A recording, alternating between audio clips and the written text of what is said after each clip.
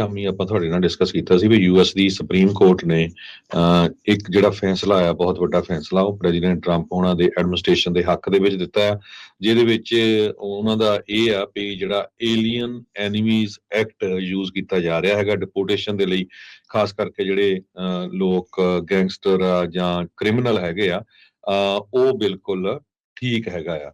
ਸੋ ਉਹਦੇ ਨਾਲ ਜਿਹੜਾ ਇੱਕ ਗਾਰਸੀਆ ਦਾ ਕੇਸ ਸੀ, ਬਹੁਤ ਜ਼ਿਆਦਾ ਇੰਪੋਰਟੈਂਟ ਸੀ, ਜਿਹਦੇ ਵਿੱਚ ਇੱਕ ਜੋ ਜੱਜ ਸੀਗੇ ਉਹਨਾਂ ਨੇ ਇਹ ਕਿਹਾ ਸੀਗਾ, ਜੱਜ ਜੇਮਸ ਬੋਸਬਰਗ ਨੇ, ਵੀ ਕੱਲ ਦੁਪਹਿਰੇ 12 ਵਜੇ ਤਾਈਂ ਉਸ ਨੂੰ ਵਾਪਸ ਲਿਆਂਦਾ ਜਾਵੇ। ਪਰ ਸੁਪਰੀਮ ਕੋਰਟ ਦੇ ਵਿੱਚ ਇਹ ਜੋ ਕੇਸ ਚਲਾ ਗਿਆ ਸੀ, ਸੋ ਸੁਪਰੀਮ ਕੋਰਟ ਨੇ 4 ਜੱਜ ਇੱਕ ਪਾਸੇ ਸੀ, 3 ਜੱਜ ਇੱਕ ਪਾਸੇ ਸੀ, ਉਹਨਾਂ ਨੇ ਇਹ ਡਿਸੀਜਨ ਦੇ ਦਿੱਤਾ ਵੀ ਟਰੰਪ ਐਡਮਿਨਿਸਟ੍ਰੇਸ਼ਨ ਦੇ ਕੋਲ ਪਾਵਰ ਹੈਗੀ ਆ ਲੋਕਾਂ ਨੂੰ ਉਸ ਜਿਹੜਾ 1798 ਦਾ ਵਾਰ ਟਾਈਮ ਲਾ ਆ ਉਹਨੂੰ ਯੂਜ਼ ਕਰਕੇ ਡਿਪੋਰਟ ਕਰਨ ਦੇ ਲਈ, ਜੋ ਕਿ ਆਪਾਂ ਨੂੰ ਪਤਾ ਹੀ ਹੈ ਐਲ ਸੈਲਵਾਡੋਰ ਦੀਆਂ ਜੇਲ੍ਹਾਂ ਦੇ ਵਿੱਚ ਲੋਕਾਂ ਨੂੰ ਭੇਜਿਆ ਜਾ ਰਿਹਾ ਹੈਗਾ ਆ।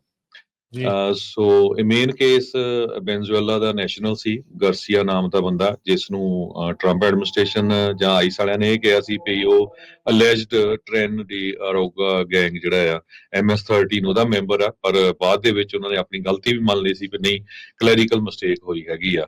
ਸੋ ਉਸ ਸੰਬੰਧ ਦੇ ਵਿੱਚ ਜੱਜ ਦੇ ਕੋਲ ਹੀਅਰਿੰਗ ਵੀ ਸੀ, ਜੱਜ ਬੋਸਬਰਗ। ਹੁਣ ਉਹਨਾਂ ਨੇ ਜਿਹੜੀ ਇਸ ਕੇਸ ਦੇ ਵਿੱਚ ਜੋ ਡਿਪੋਰਟੇਸ਼ਨ ਦੇ ਕੇਸ ਦੇ ਵਿੱਚ ਹੀਅਰਿੰਗ ਸੀ ਉਹ ਕੈਂਸਲ ਕਰ ਦਿੱਤੀ, ਕਿਉਂਕਿ ਜੋ ਆ ਸੁਪਰੀਮ ਕੋਰਟ ਦਾ ਜਿਹੜਾ ਡਿਸੀਜਨ ਆ ਉਹ ਆ ਗਿਆ ਹੈਗਾ।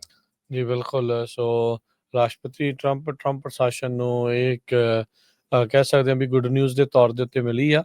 ਸੋ ਇਸ ਕਾਨੂੰਨ ਦੇ ਤਹਿਤ ਹਰਜੋਤ ਸਿੰਘ ਜੀ, ਹੁਣ ਇਹਨਾਂ ਨੂੰ ਕਿਸੇ ਅਦਾਲਤ ਦੇ ਕੋਲ ਜਾਣ ਦੀ ਲੋੜ ਨਹੀਂ ਪੈਣੀ ਜਦੋਂ ਵੀ ਕਿਸੇ ਨੂੰ ਡਿਪੋਰਟ ਕਰਨਾ ਆ। ਇਸ ਆਧਾਰ ਦੇ ਉੱਤੇ ਚਾਹੇ ਉਹਨਾਂ ਨੂੰ ਸ਼ੱਕ ਆ ਤੇ ਚਾਹੇ ਉਹਨਾਂ ਨੂੰ ਉਹ ਪੁਸ਼ਟੀ ਆ, ਕਿਉਂਕਿ ਇਨਸਾਨ ਦੇ ਕੋਲ ਮੌਕਾ ਨਹੀਂ ਰਹਿਣਾ ਅਦਾਲਤ ਦੇ ਵਿੱਚ ਆਪਣੇ ਆਪ ਨੂੰ ਨਿਰਦੋਸ਼ ਸਾਬਤ ਕਰਨ ਦਾ, ਜਿੱਦਾਂ ਆਲਰੇਡੀ ਕੁਛ ਲੋਕਾਂ ਦੇ ਨਾਲ ਇਸ ਦੇ ਤਹਿਤ ਹੋ ਚੁੱਕਾ ਹੈਗਾ ਆ।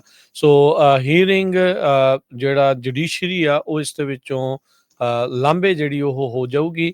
ਜਿਹੜਾ ਵੀ 80 ਪੁਆਇੰਟਾਂ ਚੋਂ 6-7 ਜਾਂ 8 ਪੁਆਇੰਟ ਜਿਹਦੇ ਬਣ ਜਾਂਦੇ ਇਹਨਾਂ ਦੀ ਚੈੱਕਲਿਸਟ ਦੇ ਹਿਸਾਬ ਦੇ ਨਾਲ ਇਸ ਪਾਲਿਸੀ ਦੇ ਤਹਿਤ, ਤਾਂ ਉਸ ਨੂੰ ਸਿੱਧਿਆਂ ਜਿਹੜਾ ਉਹ ਫੜ ਕੇ ਉਹਦੇ ਵਾਲ ਮੁੰਨ ਕੇ ਤੇ ਬਸ ਤੁਹਾਡੇ ਸਾਹਮਣੇ ਹੀ ਆ ਵੀ ਜਿੱਦਾਂ ਵੀਡੀਓਜ਼ ਆਉਂਦੀਆਂ ਆ, ਅਲ ਸੈਲਵਾਡੋਰ ਦੀਆਂ ਜੇਲ੍ਹਾਂ ਦੇ ਵਿੱਚ ਉਸ ਨੂੰ ਘੱਲ ਦਿੱਤਾ ਜਿਹੜਾ ਉਹ ਜਾਵੇਗਾ। ਸੋ ਇਹ ਟਰੰਪ ਪ੍ਰਸ਼ਾਸਨ ਦੇ ਲਈ ਬਹੁਤ ਵੱਡੀ ਜਿੱਤ ਆ। ਜਿਹੜਾ ਉਹ ਇਮੀਗ੍ਰੇਸ਼ਨ ਹੁਣ ਕ੍ਰੈਕਡਾਊਨ ਆ ਉਸ ਨੂੰ ਹੋਰ ਸਖਤ ਕਰ ਸਕਦੇ ਆ, ਕਿਉਂਕਿ ਇਹਦੇ ਨਾਲ ਇਹਨਾਂ ਦੀਆਂ ਹੱਥ ਜਿਹੜੇ ਵੱਜੇ ਸੀਗੇ ਜੱਜ ਬੋਸਬਰਗ ਨੇ ਬੰਨੇ ਸੀ ਉਹ ਹੁਣ ਖੁੱਲ ਗਏ ਆ, ਕਿਉਂਕਿ ਸੁਪਰੀਮ ਕੋਰਟ ਨੇ ਇਹਨਾਂ ਨੂੰ ਹੁਣ ਇਸ ਬਾਬਤ ਇਜਾਜ਼ਤ ਜਿਹੜੀ ਉਹ ਦੇ ਦਿੱਤੀ ਆ। ਸੋ ਆਪਾਂ ਆਉਂਦੇ ਦਿਨਾਂ ਦੇ ਵਿੱਚ ਇਹ ਸੁਣਾਂਗੇ ਵੀ ਇਸ ਬਾਬਤ ਜਿਹੜੀਆਂ ਤੇਜ਼ੀ ਜਿਹੜੀਆਂ ਹੋਈਆਂ ਆ, ਹੋਰ ਬਹੁਤ ਸਾਰੇ ਜਿਹੜੇ ਗੈਂਗ ਮੈਂਬਰਸ ਆ ਜਾਂ ਜਿਹੜੇ ਕ੍ਰਿਮੀਨਲਸ ਆ ਉਹਨਾਂ ਨੂੰ ਇਸ ਲਾਅ ਦੇ ਅਧੀਨ ਏਲੀਅਨ ਜਿਹੜਾ ਐਨੀਮੀਜ਼ ਐਕਟ ਆ ਉਸ ਦੇ ਅਧੀਨ ਵੱਧ ਤੋਂ ਵੱਧ ਜਿਹੜੇ ਉਹ ਫੜ ਕੇ ਉਹਨਾਂ ਨੇ ਜਿਹੜੇ ਉਹ ਕੱਢੇ ਆ। ਸੋ ਇਹ ਇਸ ਦੇ ਨਾਲ ਹਰਜੋਤ ਸਿੰਘ ਜੀ ਇੱਕ ਹੋਰ ਵੀ ਇਹਨਾਂ ਨੂੰ ਸੁਪਰੀਮ ਕੋਰਟ ਦੇ ਵਿੱਚੋਂ ਜਿੱਤ ਜਿਹੜੀ ਉਹ ਪ੍ਰਾਪਤ ਹੋਈ ਆ। ਟਰੰਪ ਹੁਣਾਂ ਨੇ ਜਿਹੜੇ ਪ੍ਰੋਬੇਸ਼ਨਰੀ ਫੈਡਰਲ ਇੰਪਲੋਈਜ਼ ਸੀਗੇ ਉਹਨਾਂ ਨੂੰ ਲਾ ਦਿੱਤਾ ਸੀ, ਕੱਢ ਦਿੱਤਾ ਸੀਗਾ ਡੋਜ, ਜਦੋਂ ਉਹਦਾ ਕੁਹਾੜਾ ਜਿਹੜਾ ਉਹ ਚੱਲ ਰਿਹਾ ਸੀ। ਤਾਂ ਉਸ ਤੋਂ ਬਾਅਦ ਦੇ ਵਿੱਚ ਕਈ ਜਿਹੜੀਆਂ ਅਦਾਲਤਾਂ ਆ ਉਹਨਾਂ ਨੇ ਇਸ ਦੇ ਉਲਟ ਫੈਸਲਾ ਸੁਣਾਇਆ ਸੀ।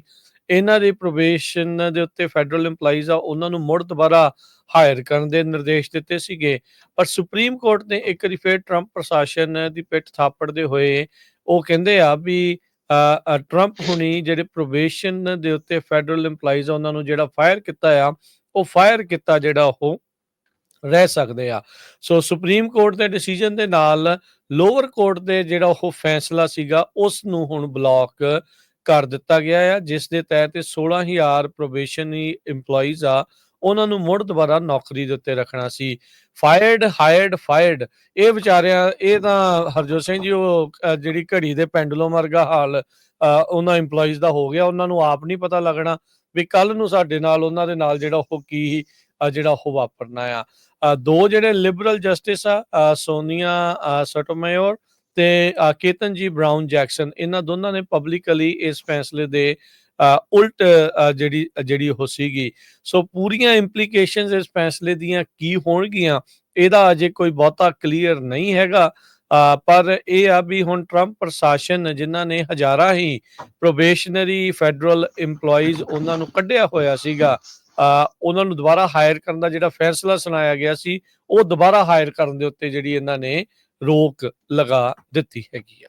ਜੀ, ਸੋ ਬਿਲਕੁਲ ਇਹ ਜਿਹੜਾ ਕੇਸ ਸੀਗਾ ਏਲੀਅਨ ਐਨੀਮੀਜ਼ ਐਕਟ, ਜਿਹਨੂੰ ਟਰੰਪ ਐਡਮਿਨਿਸਟ੍ਰੇਸ਼ਨ ਯੂਜ਼ ਕਰ ਰਿਹਾ ਲੋਕਾਂ ਨੂੰ ਡਿਪੋਰਟ ਕਰਨ ਦੇ ਲਈ, 228 ਸਾਲ ਪਹਿਲਾਂ ਯੂਐਸ ਦੀ ਕਾਂਗਰਸ ਨੇ ਪਾਸ ਕੀਤਾ ਸੀ। ਸਿਰਫ 3 ਵਾਰੀ ਯੂਜ਼ ਹੋਇਆ ਇਹ ਲਾਅ ਪਿਛਲੇ 228 ਸਾਲਾਂ ਦੇ ਵਿੱਚ, ਵਰਲਡ ਵਾਰ 1812 ਦੇ ਵਿੱਚ, ਵਰਲਡ ਵਾਰ 1 ਤੇ ਵਰਲਡ ਵਾਰ 2, ਤੇ ਹੁਣ ਇਹ ਚੌਥੀ ਵਾਰੀ ਟਰੰਪ ਐਡਮਿਨਿਸਟ੍ਰੇਸ਼ਨ ਯੂਜ਼ ਕਰ ਰਿਹਾ ਹੈਗਾ ਇਹਨਾਂ ਲੋਕਾਂ ਨੂੰ ਡਿਪੋਰਟ ਕਰਨ ਦੇ ਲਈ। ਪਹਿਲਾਂ ਮੇਰੇ ਤੋਂ ਜੋ ਸੁਪਰੀਮ ਕੋਰਟ ਦੀ ਰੂਲਿੰਗ 4-3 ਕਹਿ ਹੋ ਗਈ ਸੀ, ਐਕਚੁਅਲੀ 5 ਜੋ ਇਹਦੇ ਹੱਕ ਵਿੱਚ ਸੀ, 4 ਜਣੇ ਅਗੇਂਸਟ ਸੀਗੇ।